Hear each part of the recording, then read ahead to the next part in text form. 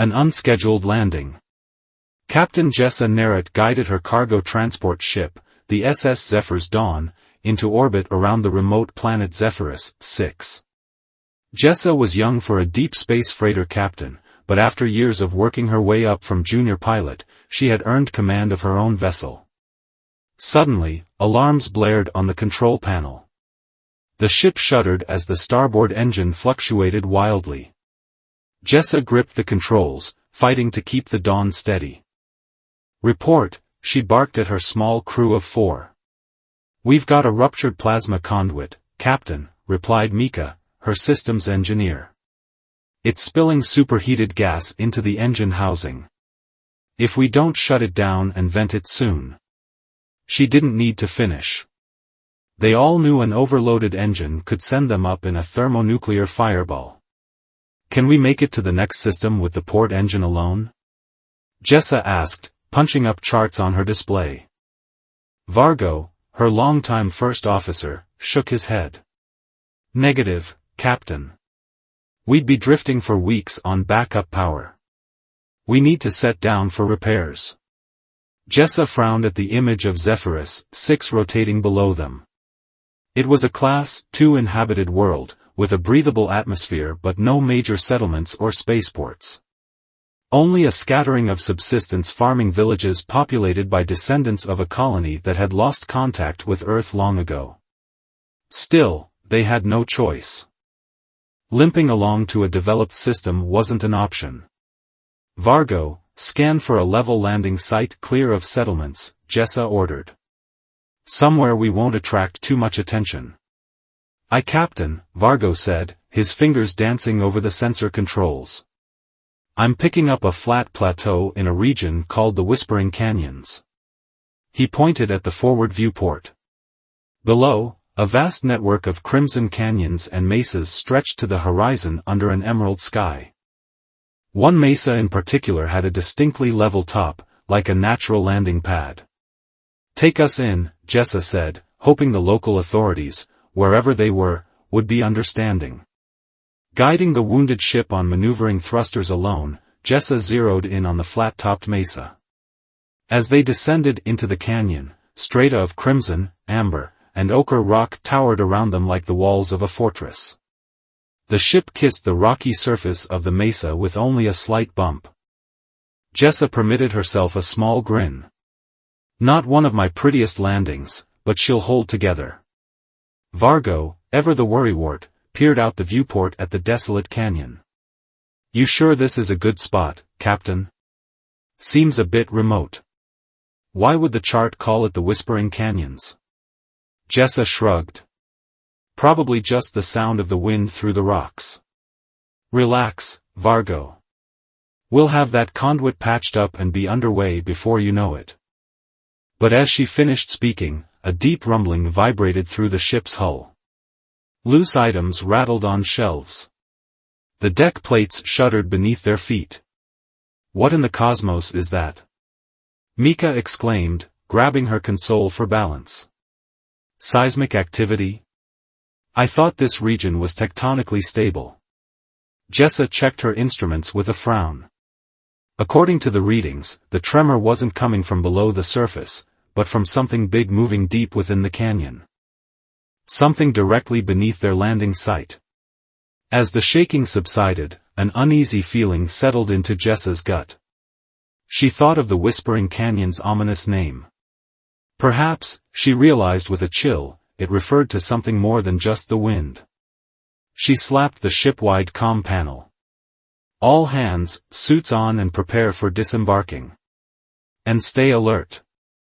I have a feeling there may be more to this place than we bargained for." The Obsidian Sentinel awakens. Deep beneath the surface of the mesa, an ancient presence stirred. In a vaulted chamber untouched by living minds for millennia, the Obsidian Sentinel powered up its primary systems for the first time in eons.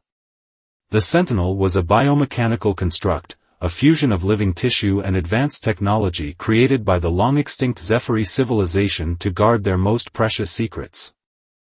It towered over 30 feet tall, a humanoid form carved from gleaming black alloys and living obsidian.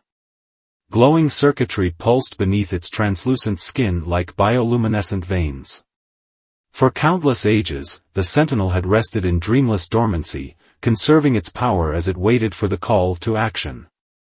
That call had come in the form of the starship's landing thrusters vibrating through the bedrock above, a frequency match for the activation signal imprinted in the Sentinel's base coding.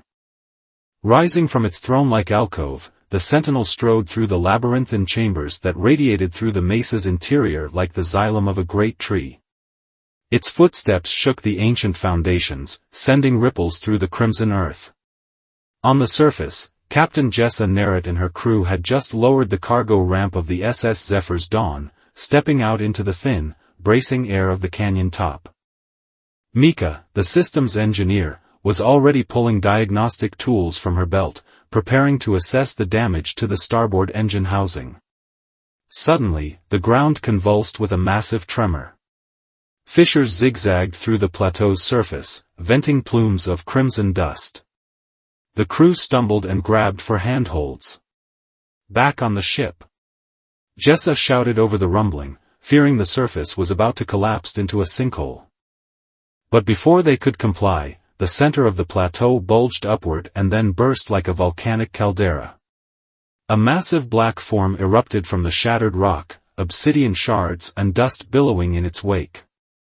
The crew froze in disbelieving awe as the obsidian sentinel rose to its full, towering height, fix its glowing optical sensors on their tiny figures. Jessa's hand dropped to the plasma pistol on her hip, knowing it would be futile against this behemoth. The sentinel focused on the grounded starship, the alien intruder that had transgressed on the ancient Zephyr's domain. Its core programming, hard-coded with the memories of the Zephyr's disastrous first contact with hostile offworlders, identified the ship and its crew as existential threats. In a voice that resonated through their bones, the Obsidian Sentinel addressed the interlopers. Unauthorized presence detected. Initiating threat assessment. Jessa swallowed hard, fighting the instinct to run or shoot, knowing both would be useless.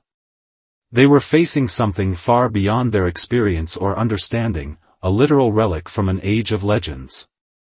She held up her empty hands, projecting a calm she didn't feel. "We mean no harm," she called out to the towering entity. "We're peaceful explorers, only seeking temporary refuge to repair our ship." But the Obsidian Sentinel gave no sign of acknowledgement or comprehension. It took a lumbering step forward, the ground shaking under its massive tread. Plates along its arms slid back, revealing the muzzles of internal pulse cannons. Presence unauthorized. Commencing terminal threat response. The cannons began to glow, cycling up to firing charge. Jessa and her crew could only watch in horrified awe as the Sentinel prepared to vaporize them for their unwitting transgression. It seemed their expedition to Zephyrus 6 was about to reach an abrupt and fiery end. A desperate plea. As the Obsidian Sentinel's pulse cannons reached full charge, the air around them crackling with building energy, Captain Jessa Nerett knew she had only seconds to act. Her crew looked to her with desperate eyes, trusting in her to find a way out of this impossible situation. Jessa took a deep breath, quelling her own fear, and stepped forward with her hands raised in supplication. "Please, Great Sentinel, hear us," she called out, her voice steady despite the hammering of her heart. "We are not your enemies." The Sentinel paused, the glow of its cannons dimming slightly. It cocked its massive head, as if intrigued by this tiny creature's audacity. Emboldened, Jessa continued. "We are explorers, seekers of knowledge, not conquerors. We landed here only out of necessity, to repair our wounded vessel. We have no wish to disturb your domain or the secrets you guard." The Sentinel regarded her for a long moment, its optical sensors pulsing in inscrutable patterns. Then, in its resonant voice, it spoke again. "Scans indicate truthful statement. Crew motivation, survival, not aggression. However, landing in prohibited zone cannot be disregarded. Secrets must remain inviolate." Jessa's mind raced. The Sentinel seemed to be considering her words, but it was still bound by its core directives. She needed to find a way to convince it they posed no threat to its ancient charge. An idea struck her, born of old tales from Earth's own history. She reached slowly into a pocket on her flight suit, aware of the sentinel tracking her every move. She withdrew a small, crystalline data chit, holding it up to glint in the emerald sunlight. "Sentinel, we too have secrets and knowledge precious to us," she said, her voice ringing with conviction. "This data chit contains the sum total of my people's history, our triumphs and tragedies, our greatest discoveries and our deepest shames. It is our legacy, entrusted to me." She took a step forward, and then another, until she stood at the sentinel's massive feet. She knelt and placed the data chit on the ground before it, bowing her head. "I offer this to you freely, as a gesture of trust and respect. I hope it will convince you of our peaceful intent. Please, grant us the chance to repair our ship and depart without violence. Your secrets will remain safe, and you will gain a new piece of knowledge for your long vigil." There was a pregnant pause, the silence broken only by the thin whisper of the canyon winds. Jessa held her breath, not daring to look up. Then, with a rumble like an avalanche, the obsidian sentinel lowered its massive hand. With surprising delicacy, it plucked the data chit from the ground, holding it up to its optical sensors. "Offer accepted," it intoned. "Gesture of trust acknowledged. Standing down threat response." The glow faded from its pulse cannons as they retracted back into its arms.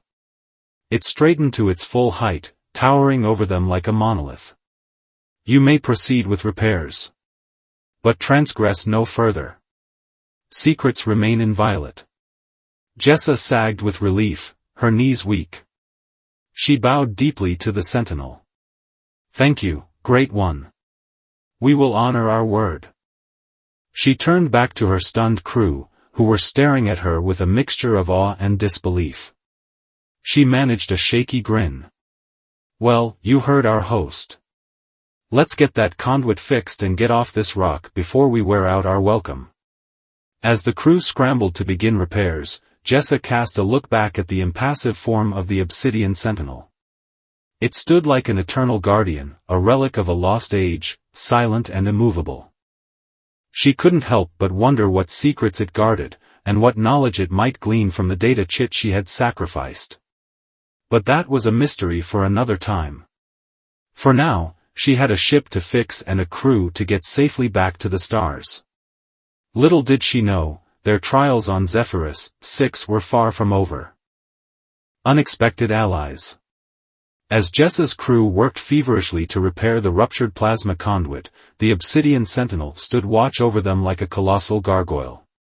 Though it had accepted Jessa's offer of the data chit, the crew couldn't help but feel a pervasive unease under its unblinking gaze. Mika, up to her elbows in the guts of the starboard engine housing, wiped sweat from her forehead with the back of her hand.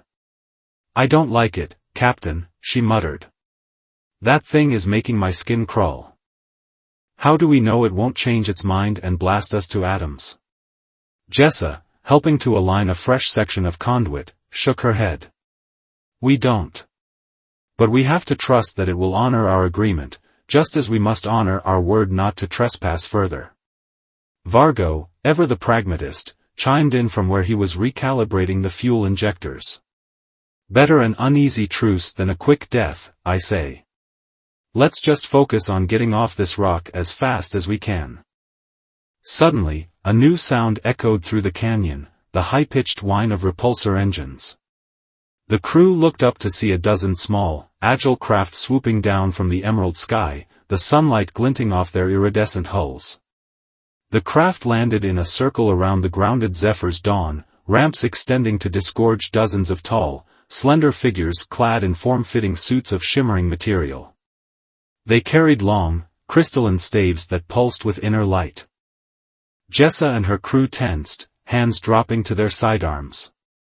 But before anyone could make a move, one of the figures stepped forward, raising a four-fingered hand in a universal gesture of peace. "Please, Put up your weapons, the figure said in lightly accented but perfectly understandable English. We mean you no harm. Jessa stepped forward warily, keeping her hand on her holstered plasma pistol. Who are you? What do you want with us? The figure inclined its head in a graceful nod. I am Zoran, Prime Speaker for the Zephyrin Conclave. We detected your ship's unscheduled landing and came to investigate. Jessa's eyes widened. These must be the inhabitants of the scattered villages she had seen from orbit. She had assumed them to be simple farmers, but their technology and bearing spoke of a far more advanced society. We apologize for the intrusion, she said carefully. We had an engine malfunction and had to set down for repairs. We didn't mean to trespass.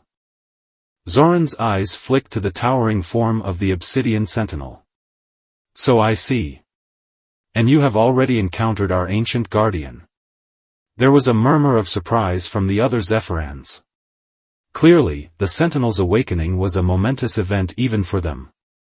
Zoran turned back to Jessa, his expression unreadable. You must be beings of great integrity, to have gained the Sentinel's forbearance.